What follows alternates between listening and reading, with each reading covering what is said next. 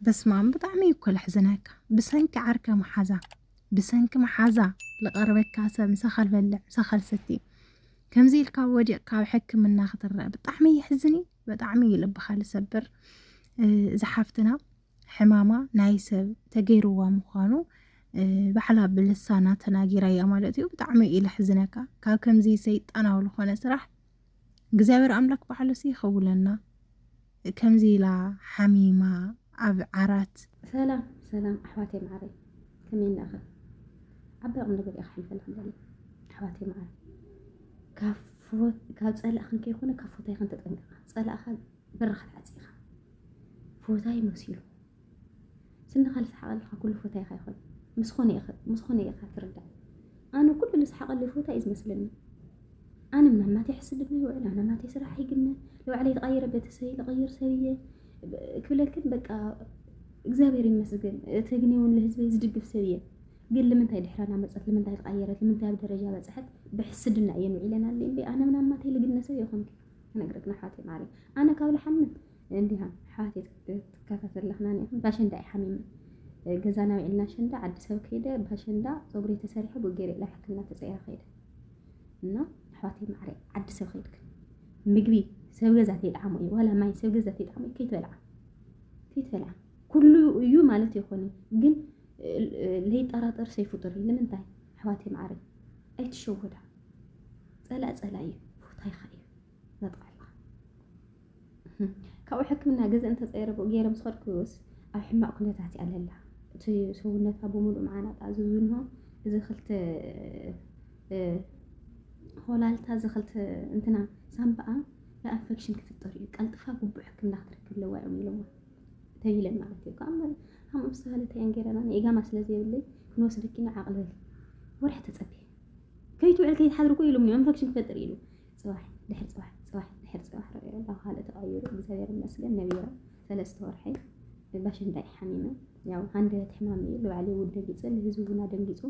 ያው ለው عليه ያው መቸም አህማም አፍትህማ ግዚ ለወለድ خنا ለደቅና ኸታ ችግር ካው ሐሰው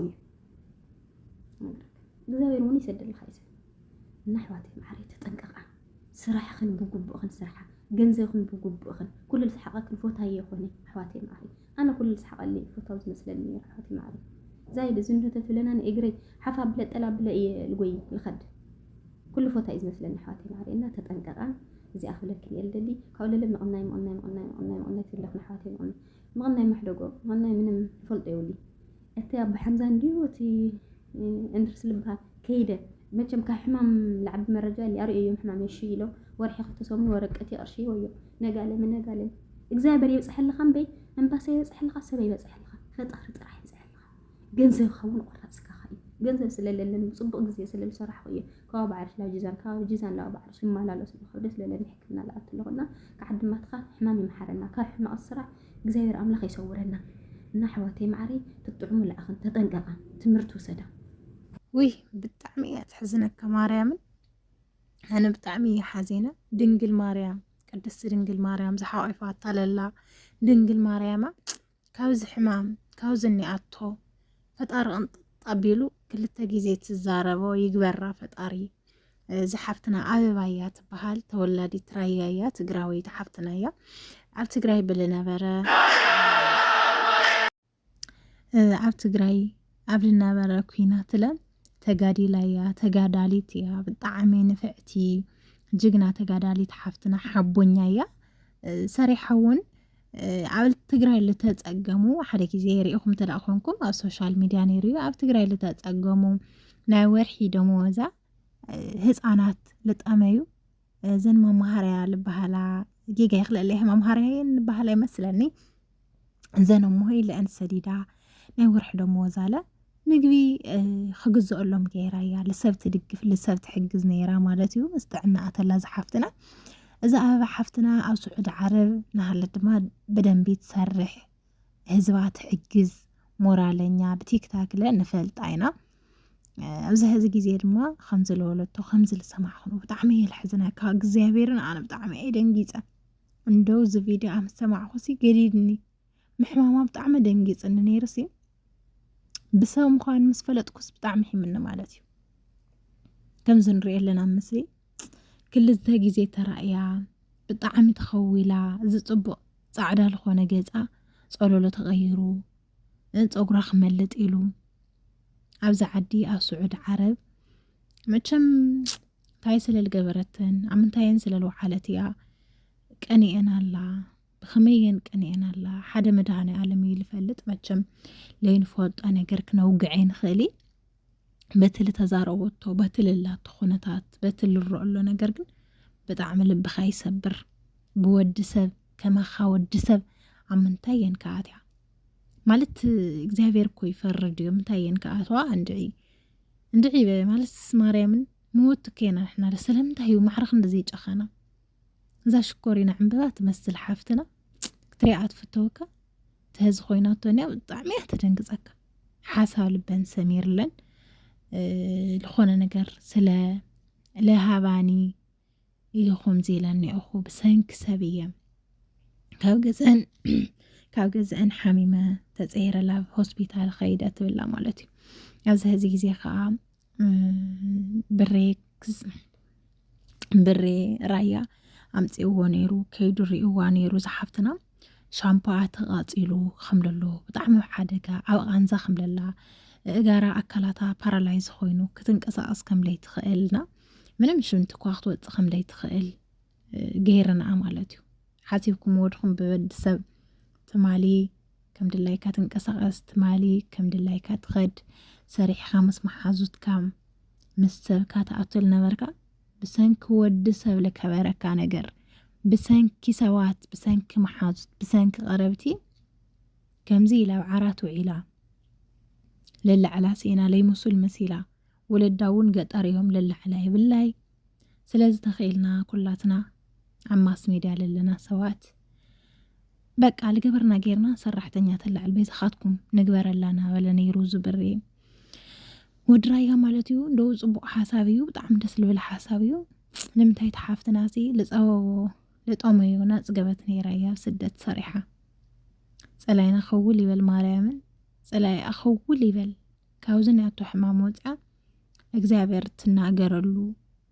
ሓሊፉ ዚውን ተመስገን ሰብ ዚገርንስ ፈጣሪ ግን ከምዚ ፈዲኒ ፈጣሪ ግን ኣድሒንን ትውለል ጊዜ ምጸላ ብእግዚአብሔር ኣምላክ ክትሓመም ትኽእል ኢኻ ደቂ ሰባት ያው ንሓመሚና ምችም ሕሚምካ ይትወሰደኒ ይልበሃል እምበይ ኣይትሕምመንስ ይበሃል ፈጣሪኻ እንድሕር ውሪድልካ ትልፈጠረካ ፈጣሪ ዕድለትካ ተዳእያ ኮይኑ መቸም ሕማም ተሓምምኻ ግን ብወዲ ሰብ ክኾን ከሎ ብጣዕሚ ይኸቢድ ብጣዕሚ ማለት እዩ ዝሓፍትና ካብ ምጻኹሲ መንስታዊ ሰመሲልኩም ኣነ ቀደም ኣብ ዓዲና ተማሃርኩ ከለኹ ልኾነት ነይራ ቆልዓ ብጣዕሚ ነዊሕ ፀጉራ ቀያሕያ ብጣዕሚ እያ ጽብቕቲ ብጣዕሚ እያ ቆንጆ ማለት እዩ ቆልዓ ዓድና እያ ከው እዛ ቆልዓ ብጣዕሚ እያ መልክዕኛ ብጣዕሚ እያ ሽኮር ፀጉራ ብጣዕሚ ብዙሕ ብጣዕሚ ነዊሕ ፀጉራ ድሕሪኡ ልኾነ ወዲ ተሓፂኡ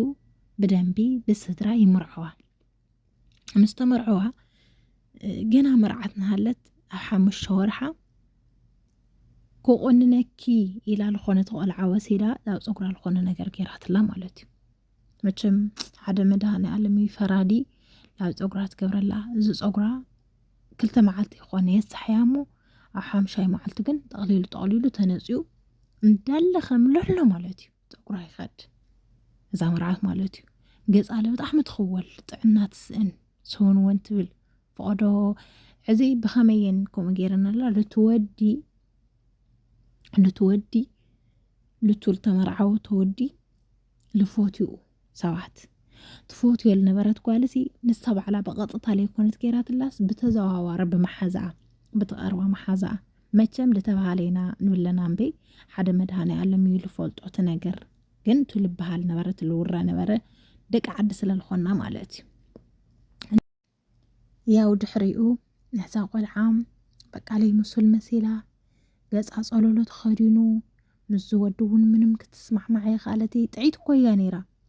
ብጣዕሚ ኸመይ ልበለት ሽኮሪና እያ ሳን ፀጉራን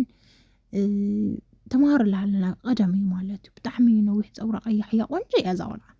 እና በቃ እዚ ምስ ገበራላ ላብ ርእሳ ዝርእሳው እንዳለ ተነፂኡ ሳለ ብጣዕሚ ፀለሎ ተኸዲና ገፃ ለይ ሙሱል መሲላ ምንም ክትስማዕማዕ ምስኡለ ኣይከኣለቲ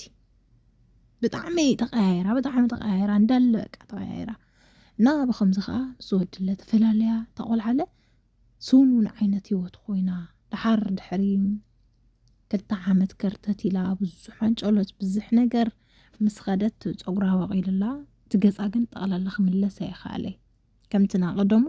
ክኾነ ኣይከኣለይ ማለት እዩ እና ብሰንኪ ወዲ ሰብ ብሰንኪም ሰብ ኣብ ልኸደቶ ቀና ሰብ ይኸይ ተገይረ ልኸያ ትበሃል ሕክምና ኸይዳ ምንም ክትረክብ ኣይከኣለቲ ማንጨለታት ኸይዳ ምናምን ግን ፀጉራ ወቂልላ ገፃ ግን ከምዚ ናይ ቀደማ ፅብቕቲ ክትምለስ ኣይከኣለቲ ሃሲሳ ማለት እና ካብ ከምዚ ዓይነት ሰይጣናዊ ስራሕ መድሃንያለም ይሰውረና ካብ ከምዚ ዓይነት ኩፉእ ስራሕ መድሃንያለም ይሰውረና ባዕለይ ሓዘና ፈጣሪ ሓዘልና ከምዚ ለለሰብ በይመጨን ወዲ ሰብ ከምዚ ክገብረኒ እዩ ማለት ኣነ ይምወልኪ እንድሒት ሽወዲ ኻ ብእውነት ናማነይ ማለት እዩ ከዚ ገዛ ሰብ ከይድኻሲ ንግስ መጀመርያ ጣዕሙ ልኻ ክትብሎ ተቐሪብልካ ትፈልዕ ኢኻ መቸም መድሃንያለም ዳኣ ባዕሉ ይኸውልካ እምበይ ልስተ ተቐሪብልካ እንታይ ገይሩላ ኣይትፈልጥ ጣዕሙ ድኻ ትብሎ ልስተ ክትብሎ ይትኽእል ትሰቲ ኢኻ ስለዚ መድሃንያለም ባዕሉ ሲ ብኢደ እግሩ ይሓዘልና ከምዚ ልሓስብ ክፉእ ነገር ልሓስብ ብኢደ እግሩ ፈጣሪ ይሓዘልና ማለት ኣነ ብጣዕሚ እዩ ለፍርሐኒ ከምዚ ነገር መሪዩ መሰንብድ ንኽተውግዖካ ማለት ኢና ንዝሓፍትና ዝዓበባለ መድሃንያለም ምሕረት ይወርደላ እግዚኣብሔር ኣምላክ ምሕረት ይወርደለና ወልኩም ኣብ ኮሜንት ፅሓፉ ንስኹም ፀናሕኩ የርዳሓትኩም እየ ኣብ ብገፀ ለይ መጣኹ ከኣሮ መዳን ስለዝኾነ ቢዚ ኮይነ ማለት እዩ ብርኻተይ ሳብስክራይብ ናገርኩም ለቤተሰብ ይኹኑ ብጣዕሚ የልፈወትኩም ካብ ከምዚ ነገር ይሰውረና ብሰላም ዓድና ይመልሰና ክፉእ ነገር ኣየስምዐና ኣየርእየና ኣሕዋተይ ማዓረይ እግዚኣብሔር ብሰናይ ሰላም ዓድና ይመልሰና ዓድና ለብሰላም ሂወትና ነስተማቕሮ ይበረና ባይ ባይ